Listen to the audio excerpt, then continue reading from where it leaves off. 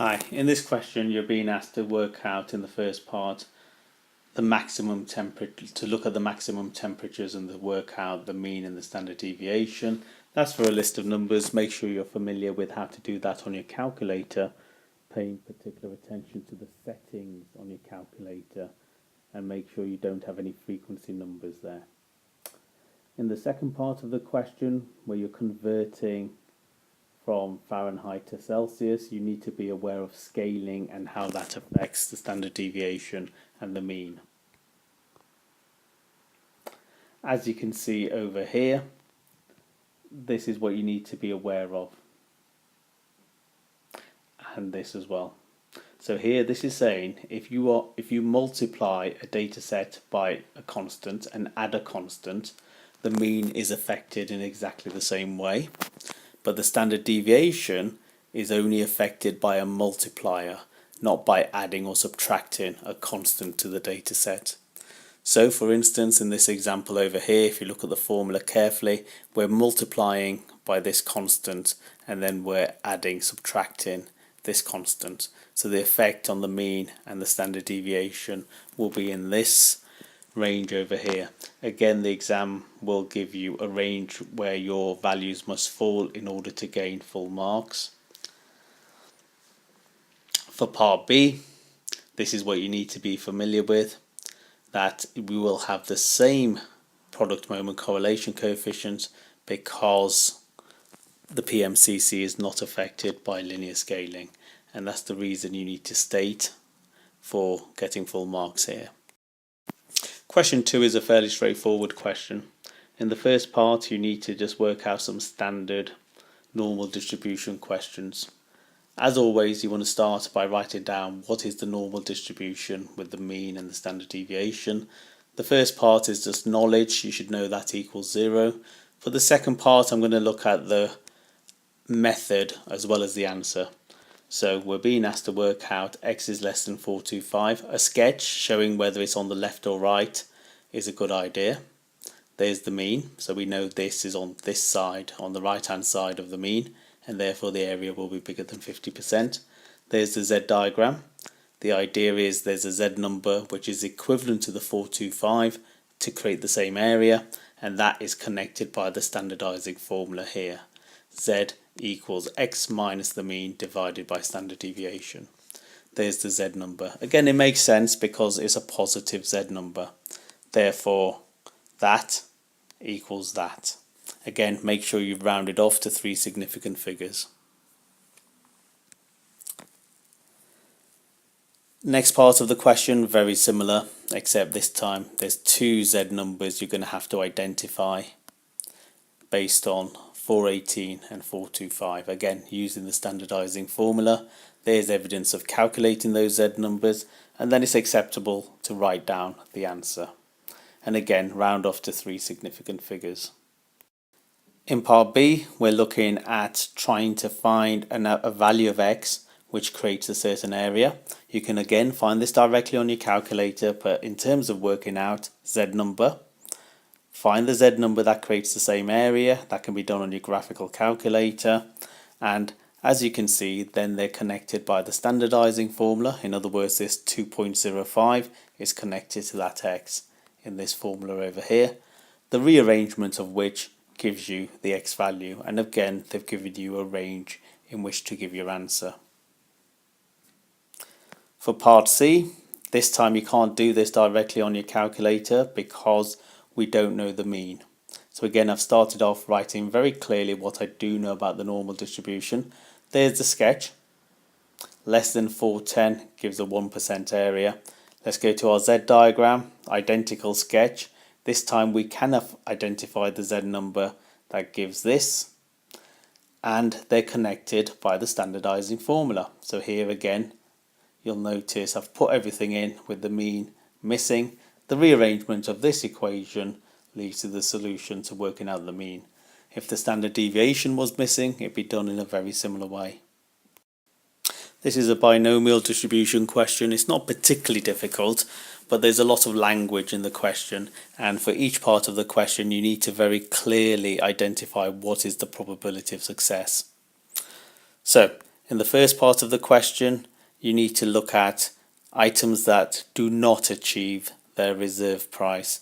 But you can see in the next part of the question, they've changed the probability and we're looking at items that do achieve at least the lower price estimate.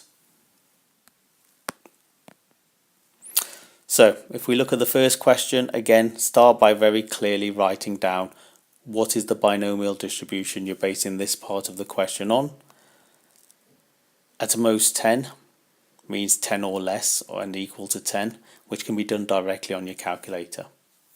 For the second part of the question, there's the correctly identified probability of success, and we're being asked to calculate this. Again, each question must have what you're being asked to calculate written in inequality, using inequality symbols. This is done by doing this. If you're not sure about this, if you just have a look on the side of the page over here, you'll see I've made a list. 25 and greater would be 25 going all the way down to 40. There are 40 trials, so it would not include 0 to 24. So doing 1 take away less than or equal to 24 will give the list that I do want. In the next part of the question, again, the probability of success has changed. This time you're asked for an exact probability, so that requires a method mark. So there's the formula. This formula is in your formula booklet, but it's not particularly difficult. 2 successes, that would mean you have 38 failures. You're multiplying all of them, and this is the different numbers of combinations. Again, round off to 3 significant figures. In the next part of the question, again, the success has changed, the probability of success. This time, this is what you're being asked for. And again, I've made a list clearly identifying what is bigger than 10, less than 15. So that's 11, 12, 13, 14. It doesn't include that part there. So I can achieve it by doing less than or equal to 14, which will be all of this. Take away this list. That would give me the list I've ticked.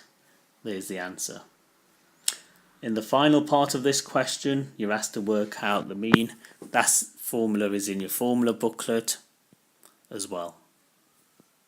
This is a very complex question, easy to do but difficult to understand and to absorb all the information you're given.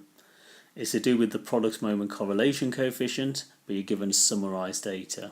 The first part, you have to work out various product moment correlation coefficients between different variables, so you need to look at the formulas quite carefully. In the first part, you're being asked to work out the product moment correlation coefficient between G and Y, and if you look at the formula given in your formula booklet and translate it for G and Y, it becomes this. You've got all of these summarized data values, so you can just input them into your calculator, 3 significant figures again. Similarly for the second part, this time the product moment correlation coefficient is between L and Y, again giving a range of values there. When you're commenting in context, adjective, positive or negative, correlation between X and Y, with X and Y replaced with what they stand for. Similarly here, adjective, positive or negative correlation between X and Y. In the next part of the question, again you're being asked to work out a PMCC, this time between X and Y, which gives these figures, and that's the acceptable range. Now you can state, if you look at all 3 product moment correlation coefficients, you can see the one which is most closely correlated to Y, which is X, because it has the highest, it has the product moment correlation coefficient which is closest to 1 out of all the 3 different ones that you've calculated. This part is also quite easy. You just need to use the formula that they've given you to estimate the weight, and again that's the acceptable range. To do the regression line, again, this formula is in your formula booklet. This works out the gradient of the regression line. So again, we need to be clear what these 2 values are. the formulas in your formula booklet, and this is the acceptable range if we use the values we've been given for these two covariances. The formula for then working out the intersect based on having already worked out the gradient is in your formula booklet as well, and it's this, where x bar and y bar refer to the mean and of x and the mean of y, and that's the acceptable range there. And I've just carefully written out the equation of that regression line. The explanation for the final part is quite difficult because you have to connect all the different pieces of information that you've calculated and been given. The strong correlation between x and y means that the estimate is closely correlated to the actual weight. And the more difficult fact to understand is because the gradient is very close to 1, as x increases by 1, y increases by 1, and that's also a reason as to why the estimated weight is very close to the real weight. A difficult probability question. In the first part, you want to draw a tree diagram. A difficult probability question. You want to draw a tree diagram to help you with this one. In many questions, a tree diagram or a table will be useful in helping you with a probability question. If they want you to draw a table, they often make the suggestion of drawing a table, or they give you a partially filled in table to work with. So this looks like it's going to be a tree diagram.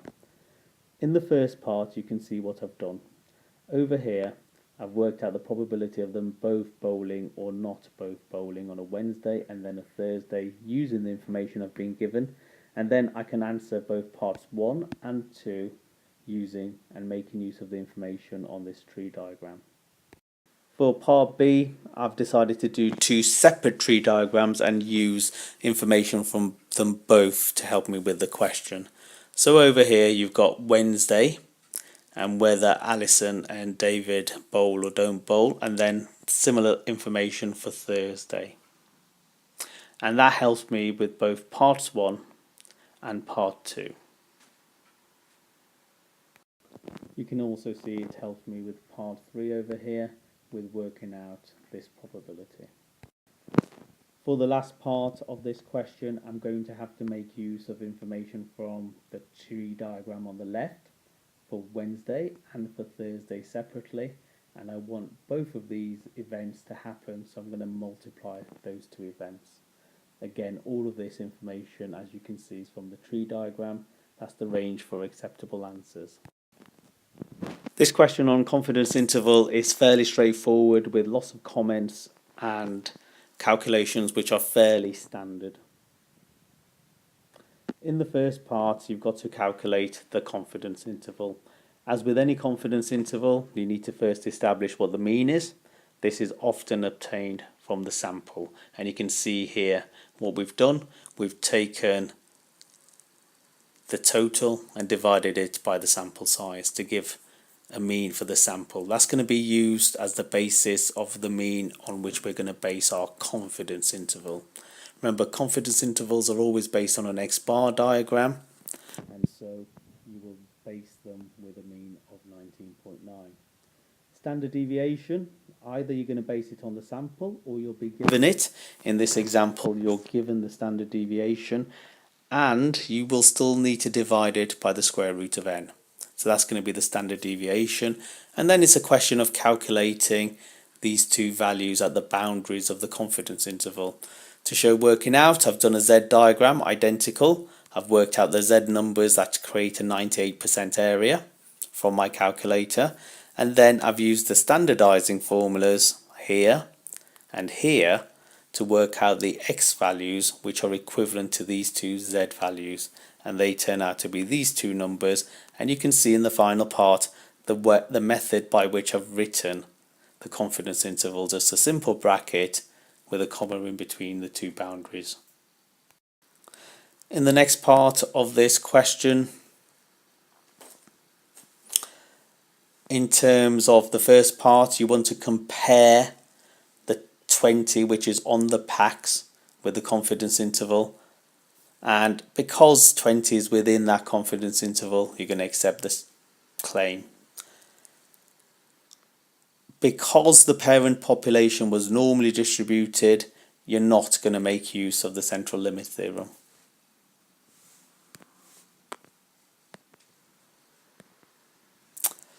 In the next part in part B of this question, the key is to understand you're talking about the mean of a random sample, and therefore we're going to base calculations on the distribution of sample means, which will have the same mean as the parent population, but the standard deviation will be narrower, what we call the standard error, and it will be the standard deviation of the parent population divided by the square root of n.